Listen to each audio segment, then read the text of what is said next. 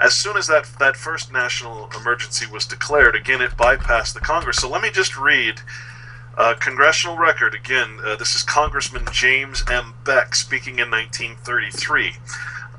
Quote, I think of all the damnable heresies that have ever been suggested in connection with the Constitution, the doctrine of emergency is the worst. It means that when Congress declares an emergency, there is no Constitution. This means it's death. Still quoting.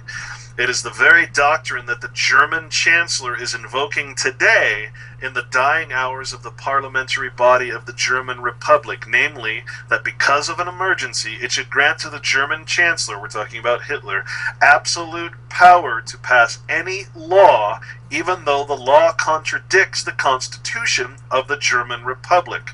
Chancellor Hitler is at least frank about it. We pay the Constitution lip service, but the result is the same. But the Constitution of the United States, as a restraining influence in keeping the federal government within the carefully prescribed channels of power, is moribund, if not dead. We are witnessing its death agonies, for when this bill becomes a law, if unhappily it becomes a law, and it did, quote, there is no longer any workable constitution to keep the Congress within the limits of its constitutional power. So what, unquote, so what we're saying is exactly what James M. Beck, the Farm Bill, 1933, was passed, more than 3-1, and the emergency was declared by Roosevelt. Bush declared a national emergency for 9/11. Clinton declared his national emergency. I can't remember what it was for. So one of the countries that he invaded without congressional approval. We're talking about a situation here where we've all been duped from high school, from our military training, any kind of training, that the Constitution is the law of the land, and it just isn't the case because it has been usurped by the state of emergency. And that, again, brings us back to this this newest declaration by the president, who is acting as king, essentially.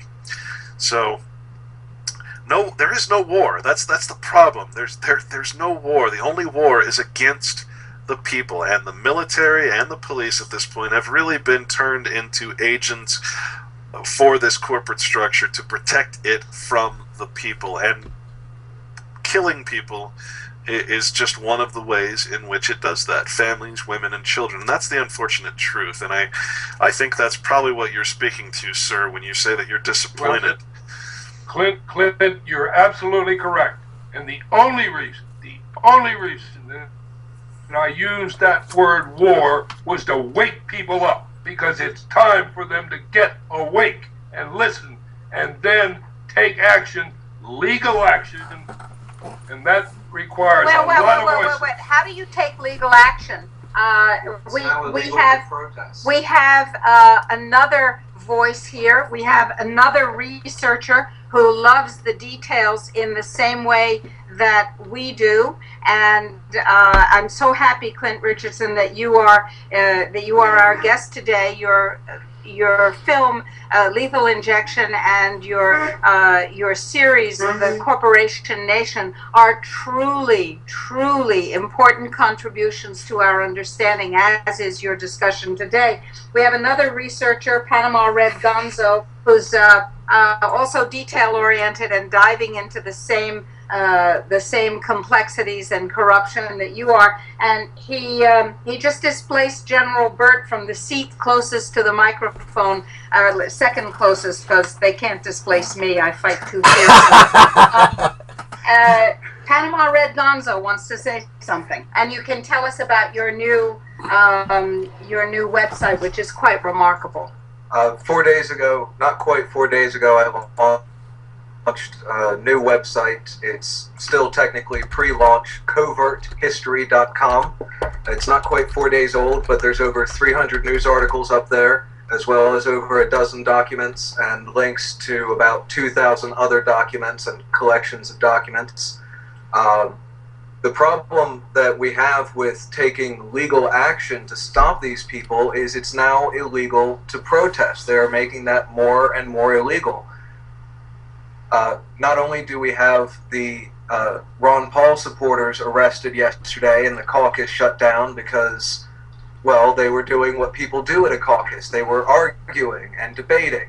So they called the police. Police from 3 different jurisdictions came and arrested them, and they shut down the caucus without any delegates being elected. Then you have the so-called trespass bill, which makes it a major crime to essentially protest. If you go to a government building, that is now a highly punishable offense. You know, if you go to a government building and you say something that opposes public policy when public officials are there.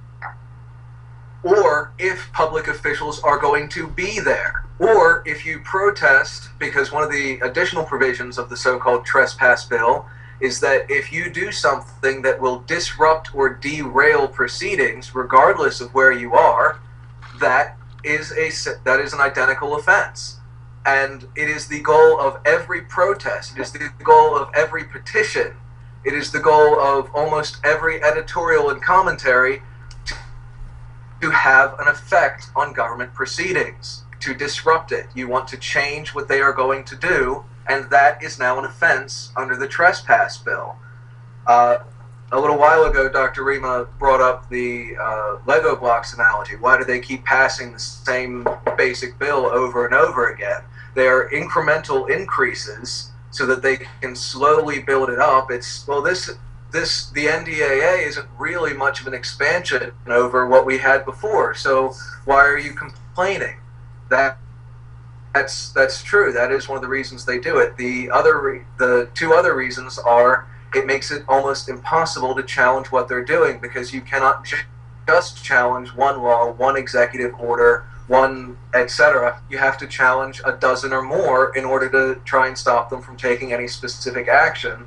Well, you said one important word, which is incrementalism, and I think that it really takes the cake, because you can't just tell people that they have no constitution after you taught them that they had it in school.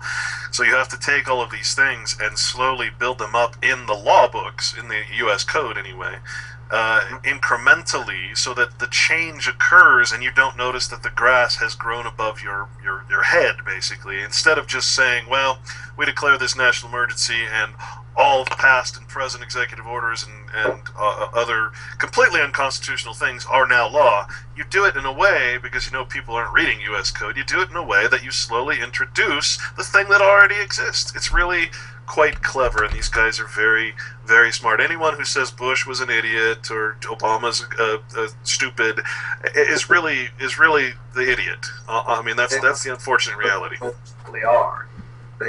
They're missing what they're actually trying to do. They're taking them at face value when they say freedom, etc. And there is a third reason for this kind of incrementalism, I think, and passing essentially the same bills over and over again, is they almost never act on the most recent one, because that's the one that everyone is paying attention to. If everyone is screaming about the NDAA, they're free to go ahead and act on the Patriot Act to its full extent, which we're now seeing that they're doing. We've got congressmen and representatives who are raising hell over it and saying Americans would be shocked if they knew how this was being used. But everyone is focused on the NDAA, and now everyone is being focused on this executive order. And we should be. Hello, are you there? Clint, are you there? Dr. Rima?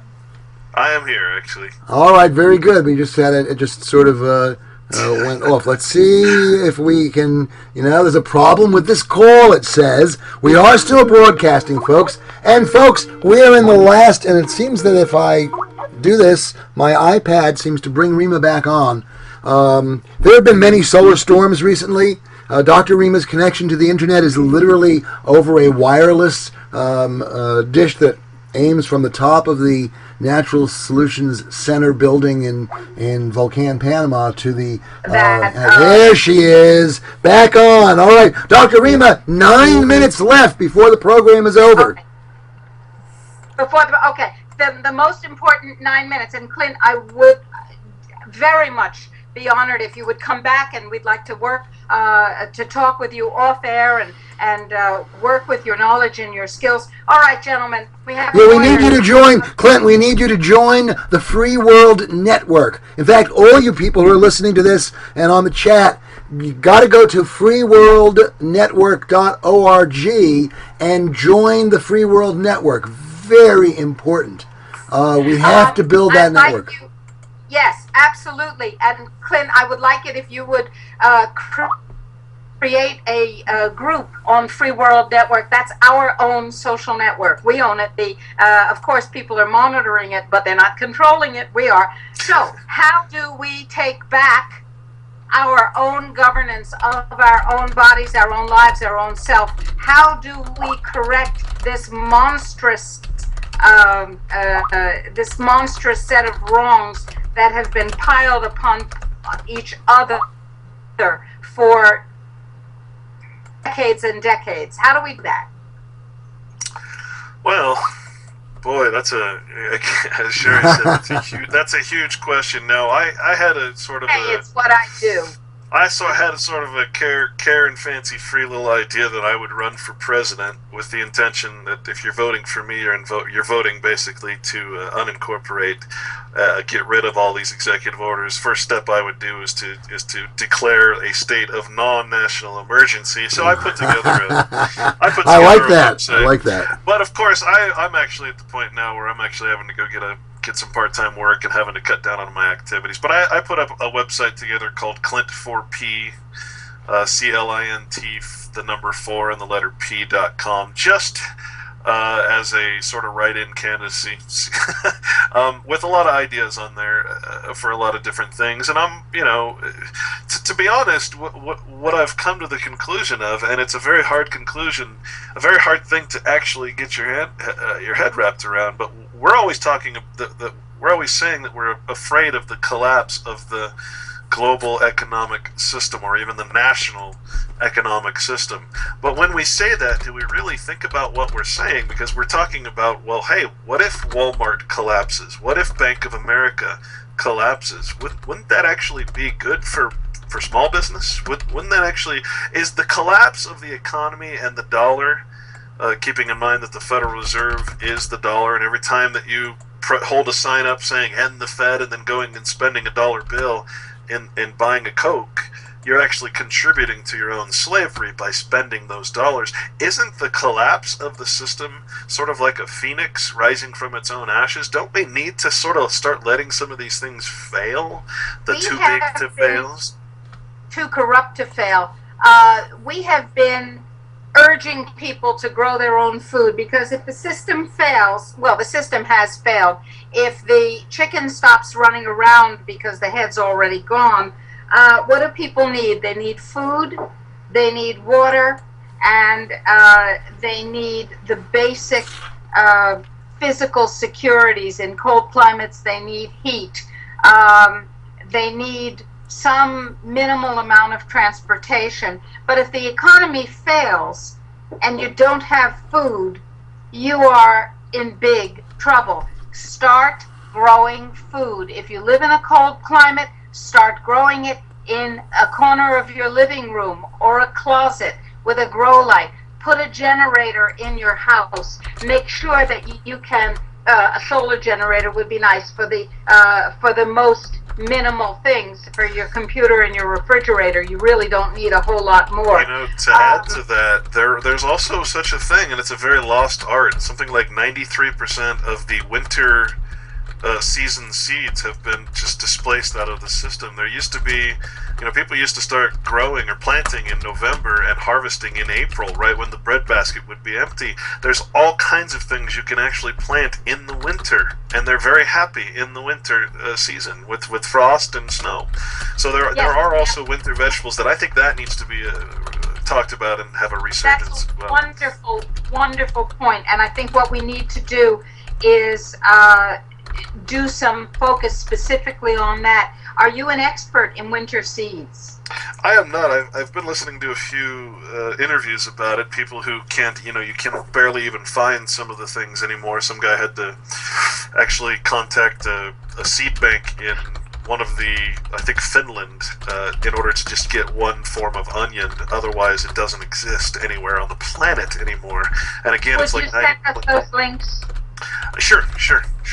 Absolutely. That we have a site called foodfreedomejournal.org. Foodfreedomejournal.org.